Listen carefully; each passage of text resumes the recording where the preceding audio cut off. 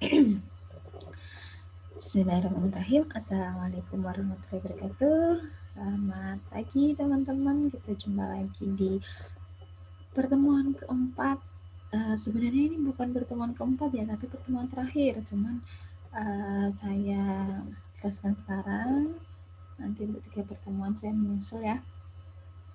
Ini tentang perawatan jenazah ya. Jadi kalau di slide yang saya baca dari Pak Teguh itu perawatan jenazah lebih ke perawatan saat pasien itu dipulangkan ke rumah ya, jadi dinyatakan meninggal, kemudian perawatan jenazah dimulai dari memandikan sampai dengan mengubur sesuai dengan yang biasa dilakukan di lingkungan masyarakat ya. Jadi bagaimana memandikan saat pasien, memandikan keluarga, kemudian dikafani sesuai dengan aturan agama, disolati dan dikuburkan. Nah, ini saya menambahkan ketika kita harus melakukan perawatan jenazah di rumah sakit, apalagi itu adalah pasien dengan penyakit menular atau dengan COVID ya. Saya menambahkan sedikit tentang perawatan jenazah pada kasus-kasus di rumah sakit. Untuk pembahasan pada kali ini, video saya memang singkat-singkat ya, yang penting mengena karena hanya menambahkan yang sudah ada. Untuk pembahasan kali ini kita bahas mengenai tata cara memandikan jenazah, kemudian mengkafani, tata cara sholat, dan tata cara menguburkan. Jadi saya mix nanti antara tata cara di rumah sakit dan juga di lingkungan masyarakat atau ketika pasien itu dibawa pulang ke rumah dan dirawat jenazahnya oleh keluarga sendiri. Nah, sebelum kita ke pembahasan, kita ingat lagi, mengingatkan diri kita sendiri bahwa setiap yang bernyawa pasti akan merasakan mati ya, entah itu sakit atau sehat, muda atau tua, kemudian sempat atau sempit, diinginkan atau tidak diinginkan, kematian tidak bisa dimajukan atau dimundurkannya. Suka menghela nafas nih kalau kita membahas tentang kematian ya, karena kita tidak pernah tahu kapan kematian itu akan menghampiri kita. Kita tidak tahu kapan jatah umur kita selesai di dunia ini dan harus menghadap ke ilahi ya. Untuk itu kita persiapkan modal yang banyak untuk kita bawa ke akhirat ketika kita sudah meninggal. Diharapkan kematian yang dialami pasien, kematian yang ada di sekitar kita itu mengingatkan kita sendiri bahwa kita itu pasti mati, tidak ada yang bernyawa tidak merasakan kematian. Nah, ini kenapa digambar ada labelnya, Bu? Nah, ini contoh ketika pasien itu meninggal di rumah sakit, di kamar jenazah, itu harus dikasih label ya, di situ dituliskan nama, kemudian dokternya siapa, penyakitnya apa, itu semua dituliskan di label agar tidak terjadi kesalahan ya. Oke, sebelumnya kita bahas apa sih sebenarnya perawatan jenazah itu. Nah, jadi perawatan jenazah adalah semua tindakan medis pemberian bahan kimia tertentu pada jenazah untuk menghambat pembusukan serta menjaga penampilan luar jenazah. Nah, ini jadi kalau pengertian jenazah dari medis ya, itu adalah tindakan pemberian bahan kimia. Seperti boraks ya atau bahan-bahan kimia lain untuk mengawetkan jenazah agar dia tidak mengalami pembusukan dan menjaga penampilan luar jenazahnya. Kalau dalam agama perawatan jenazah ya berarti bagaimana kita melakukan atau memenuhi hak-hak jenazah mulai dari memandikan sampai menguburkannya. Tapi kalau dari medis berarti perawatan jenazah adalah tindakan medis pemberian bahan kimia tertentu untuk menghambat pembusukan dan jenazahnya itu tetap awet. Nah, perawatan jenazah itu bisa langsung dilakukan. Nah, jadi ketika ada pasien meninggal itu bisa langsung dilakukan perawatan jenazah, kecuali jika mayat tersebut meninggal dengan tidak wajar.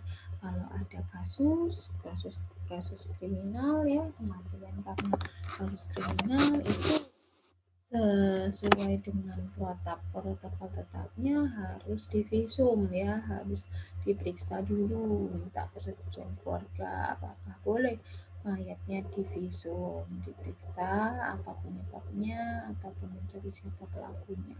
Tapi kalau perawat meninggal tanpa ada hal tersebut bisa langsung dilakukan perawatan jenazah.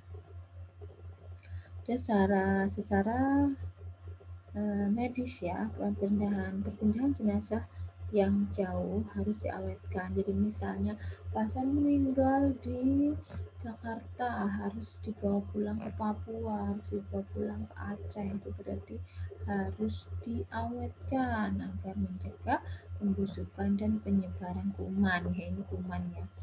Kemudian perawatan jenazah penderita penyakit menular ini harus sesuai dengan protokolnya, yaitu kita menerapkan kewaspadaan universal. Jadi nanti petugasnya tadi yang saya maksud contohnya adalah COVID ya, perawatan jenazah COVID yang menderita COVID itu kita harus melakukan kewaspadaan universal, memakai hazmat, sarung tangan, masker, sepatu boot, kacamata bubble lengkap semuanya harus dipakai ketika mengurusi perawatan jenazah pada penderita penyakit menular. Nah, apa tujuannya atau apa tujuan kita melakukan jenazah? Perawatan jenazah dilakukan untuk mencegah terjadinya pembusukan jenazah dan membunuh kuman atau bakteri yang ada di sana. Nah, tentu Anda sendiri sudah tahu bagaimana prosedur dalam perawatan jenazah pasien-pasien yang memiliki penyakit tertular ya. Nah, kita bahas perawatan jenazah ketika di rumah sakit. Ada tindakan-tindakan yang dilakukan saat pasiennya masih di luar kamar jenazah atau masih di ruangan misalnya, masih di ruang OKA misalnya pasien meninggal saat dilakukan operasi atau pasien meninggal saat dari ruangan lain. Itu tindakannya adalah mencuci tangan sebelum memakai sarung tangan. Jadi kita punya besar precaution mencuci tangan, memakai sarung tangan, memakai pelindung wajah dan jubah, meluruskan tubuh jenazah dan letakkan dalam posisi terlentang dengan tangan terlipat di dada seperti orang sholat ya, kalau kita menggunakan cara Islam, karena memang ini yang diajarkan ya.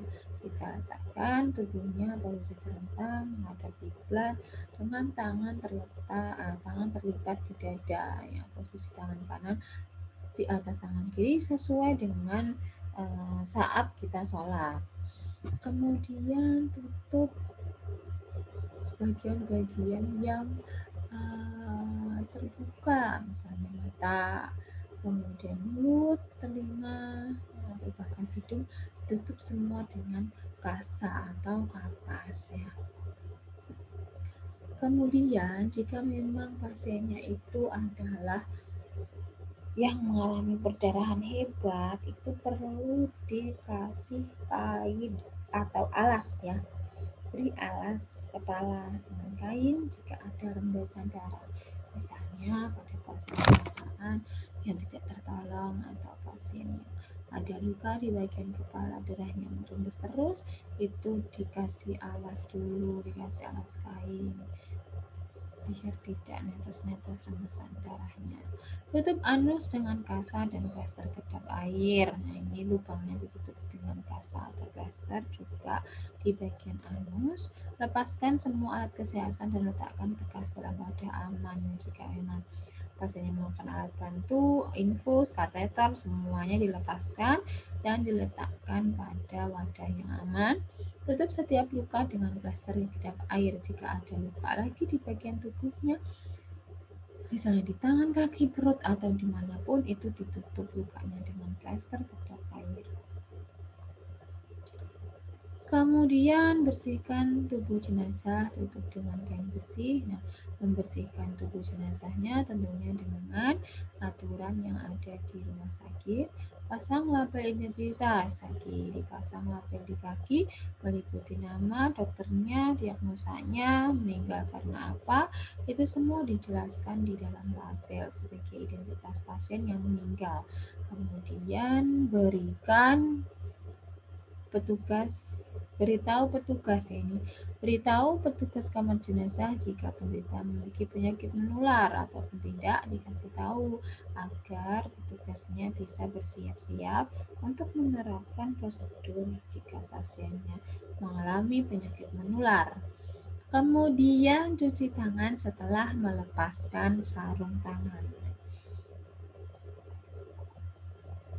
Nah, tadi di luar kamar jenazah. Ketika dia sudah sampai di kamar jenazah, lakukan prosedur dasar seperti cuci tangan sebelum memakai sarung tangan.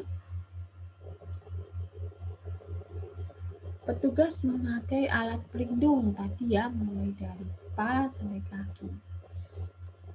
Masker, kacamata Google, hazmat atau gaun, sarung tangan, sepatu boot, kap kepala, semuanya dipakai untuk keselamatan diri. Petugas jenazah dimandikan oleh petugas kamar jenazah sesuai dengan ketentuan yang ada di rumah sakit. Bungkus jenazah dengan kain kafan atau kain pembungkus, cuci tangan dengan kain sebelum dan setelah memakai sarung tangan. Jadi kadang kalau pemulasaran atau perawatan jenazah di rumah sakit tentu tidak sama dengan yang dilakukan di rumah, karena di rumah itu dilakukan keluarga bersama-sama dengan masyarakat ya. Kemudian dikawal sesuai dengan ketentuan 3 untuk laki-laki, 5 untuk perempuan gitu ya. Tapi kalau di rumah sakit tentu sesuai dengan prosedur di sana, tidak mandinya juga tidak seperti di cara di rumah pasien, di rumah mayit gitu.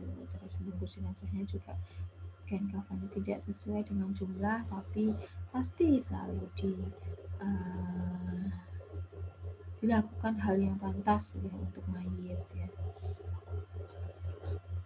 Oke, tadi itu adalah cara di rumah sakit. Nah, sekarang saya ulang lagi nih tata cara memandikan di rumah seperti yang dijelaskan oleh Pak Teguh ya. Masih ingat atau tidak? Nah, saya ingatkan ini ya syarat wajib memandikan jenazah. Jadi jenazah yang wajib dimandikan itu harus orang Islam bukan kafir. Jadi kita tidak punya kewajiban nih untuk memandikan, apalagi menyolatkan ya orang kafir. Jadi syaratnya harus orang Islam. Didapati tubuhnya sekalipun hanya sebagian dan jenazah bukan mati syahid. Nah, kalau jenazah bukan mati syahid, kita mandikan, kita sholatkan, kita kafani gitu. Tapi kalau mati syahid berarti perlakuannya sendiri.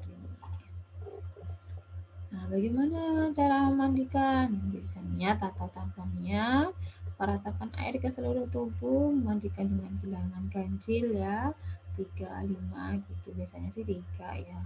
Meletakkan jenazah pada tempat lebih tinggi dan tutup auratnya, meskipun ini mayat, tapi tetap kita jaga auratnya, jangan sampai terlihat. Gunakan kain basahan untuk menutup aurat, berdoa dan membaca basmalah sebelum memandikan, basuh anggota wudhu terlebih dahulu, baru nanti dibasuh tubuh bagian kanan lalu kiri, urut dan tekan perut agar kotoran keluar. Nah, jadi agar nanti bersih mayitnya, kita urut dulu, tekan perutnya agar kalau ada BAB atau itu bisa keluar ya, tidak nanti tiba-tiba keluar pada saat sudah bersih, karena memang kematian itu menyebabkan refleksnya jadi hilang, tapi kan bisa saja mungkin ada yang tertahan sehingga keluarnya masih nanti. Untuk mencegah itu kita urut dan tekan perut agar kotoran keluar, basuh seluruh tubuh dengan air suci dan air yang mensucikan ya, suci dan mensucikan, air suci dan bisa menyucikan. Kemudian tata cara mengkafani. Nah, bagaimana cara kita mengkafani? Yang pertama adalah, nah ini harusnya tata cara mengkafani ya. Bentar dulu, saya ganti dulu. Nah, tata cara mengkafani kita pilih kainnya putih karena Rasulullah itu menyukai warna putih. Entah itu baju favorit untuk sholat, untuk menemui sahabat, nah bahkan sampai untuk membungkus saat kematian atau kain kafan, pilihlah kainnya yang berwarna putih. Kemudian secara Islam disunahkan laki-laki memakai 3 lapis ya, 2 baju dan sarung. Nah, 2 lapis untuk baju dan sarungnya, kemudian 1 lapis untuk seluruh tubuh. Kemudian untuk wanita ini 5 lapis karena wanita butuh bajunya. Kemudian ada tutup kepala, ada cadar, dan 2 helai untuk seluruh tubuh. Nah, ini yang saya maksudkan akan berbeda ketika dia di rumah sakit, tidak sampai 5 lapis atau 3 lapis seperti ini. Kemudian biasanya kan kalau di masyarakat itu mandi kafani itu sambil dikasih wangian ya, jadi kita kasih wangi-wangi itu entah dari minyak apa itu, minyak yang biasa untuk parfum kecil-kecil di botol itu atau dari apa gitu ya. Tapi kalau untuk jenazah haji atau umroh itu tidak usah diberi wanginya, cukup kalau ini mayat biasa ya yang sedang tidak haji atau umroh. Kemudian kain kafan ya ini ya, ya Allah. Kain kafan harus bersih dan bahannya sederhana, tidak perlu mencari kain kafan yang harganya mahal ya. Kemudian tata cara mensolatkan. Saya pernah kan ya sholat jenazah ya. Jadi ada berapa rakaat sholat jenazah? Sholat jenazah itu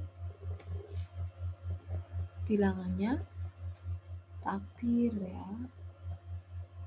Sholat jenazah. Jadi untuk sholat jenazah, untuk melakukan sholat jenazah, suci dari atas dan najis, menutup aurat, bersih badan, pakaian dan tempat, serta menghadap kiblat.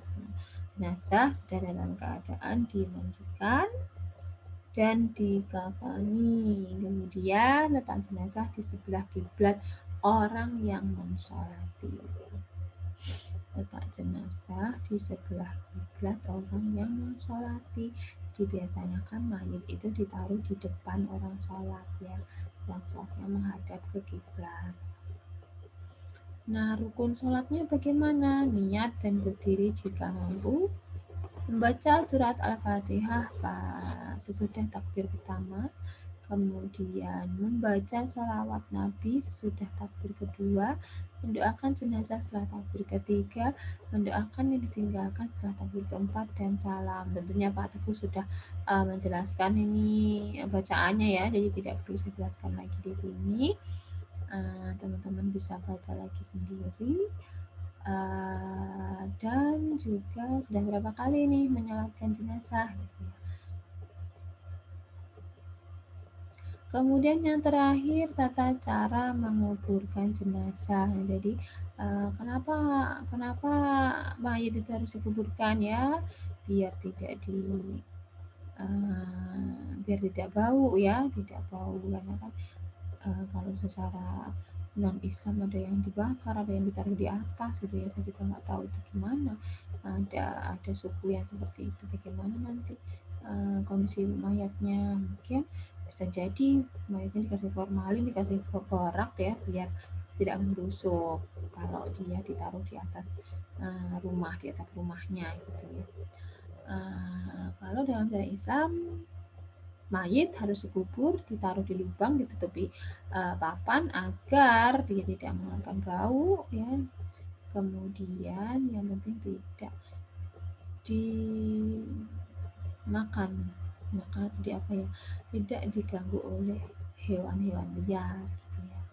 Kalau mayit diletakkan di tanah kan nanti bisa di terganggu oleh hewan-hewan liar. Kalau dikuburkan berarti itu urusannya jasad-jasad ternik ya, makhluk hidup yang kecil-kecil yang fungsinya untuk mengurai jasad atau mengurai mayat ya. Menguburkan jenazah itu termasuk kewajiban terakhir seorang muslim kepada muslim yang lain setelah kewajiban memandikan, mengkafani, dan mensolatkan. Membuat lubang kubur setinggi dada dewasa atau sampai tidak tercium bau busuk, diarahkan sebelah kiblat, dibuat di liang lahat. Tata cara menguburkan, yang pertama, memasukkan jenazah ke dalam lubang kubur sambil membaca doa Bismillahi wa ala millati Rasulillah. Letakkan jenazah di lubang lahat menghadap kiblat dan kaki menyentuh tanah. Letakkan bantal pada tubuh jenazah agar tetap menghadap kiblat, tutup dengan papan dan timbun dengan tanah. Setelah dikuburkan atau sebelum dikuburkan ada istilah takziah ya. Takziah itu berarti menghibur atau mengunjungi keluarga yang ditinggalkan sebelum jenazah dikuburkan atau 3 hari sesudahnya. Tujuannya memberikan bantuan moral dan material, memberi hiburan dan nasihat agar sabar dan tabah menerima musibah, agar dia tidak berlarut-larut dalam kehilangan keluarganya, agar dia tidak sampai meratapi kematian anggota keluarganya. Jadi kita melakukan takziah untuk menghibur dan memberikan dukungan moral serta material. Hal apa saja yang harus dilakukan saat takziah? Tadi memberikan bantuan ya, memberikan bantuan uang, beras, ataupun yang lainnya. Kemudian memberikan support, motivasi ya untuk bersabar tadi. Kemudian mengikuti sholat jenazah dan mendoakan agar mendapat ampunan. Ikut mengantar jenazah sampai ke pemakaman. Tidak berbicara keras, bercanda, tertawa terbahak, atau sikap yang tidak terpuji. Nah ini kita jaga di sini ya. Biasanya kalau udah ngobrol sama temennya itu malah bercanda, bicara keras, tertawa itu nggak pantas kalau dilakukan pada saat kita melakukan takziah. Begitu sedikit penjelasan dari saya. Terima kasih atas perhatiannya. Jika ada yang ditanyakan bisa menghubungi saya di email ataupun WA, Facebook, Instagram, semuanya punya ya. Jadi silahkan kalau ada perlu bisa menghubungi saya di akun-akun tersebut. Baik, terima kasih. Ada salah maaf. Saya akhiri. Wassalamualaikum warahmatullahi wabarakatuh.